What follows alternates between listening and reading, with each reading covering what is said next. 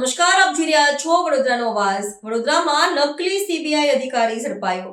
Police ભવન ખાતે પહોંચી સીબીઆઈના અધિકારીની ઓળખ આપતો હતો. શંકા જતા રાવપુરા પોલીસને સોંપાયો હતો. પૂછપરછમાં તે કડિયાકામ કરતો હોવાનું સામે આવ્યું. મૂળ મોરબીના ઘનશ્યામ સંઘાણીની ધરપકડ કરાઈ હતી. પોલીસ અને પત્રકારના બોગસ આઈ કાર્ડ મળી આવ્યા. દિલ્હીથી આઈ કાર્ડ ખરીદ્યાનું જણાવ્યું. ઘનશ્યામ સંઘાણીનો જામીન પર છુટકારો.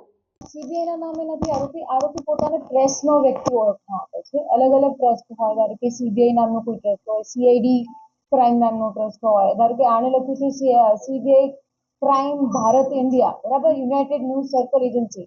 હી ઇઝ ગિવિંગ એની પોતાની ઓળખાણ પ્રેસ તરીકેની આપે છે. ધારો કે ડેલી ક્રાઇમ, તો અહીંયા પોતાની ઓળખાણ press, he is a journalist recognized by this agency, બરાબર. પછી અહીંયા સીએનટી, બરાબર, એમાં પણ એ પોતાની પ્રેસ તરીકેની પ્રેસ મીડિયાનો માણસ છે.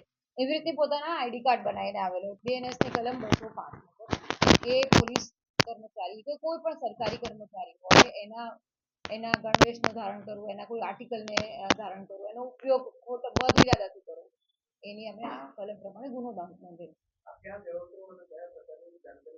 એક અલગ અલગ કચેરીમાં જતો હતો. પોલીસ ભવન ખાતે અમારા જે વડોદરા સિટી પોલીસ ભવન કચેરી ખાતે પણ ગયેલો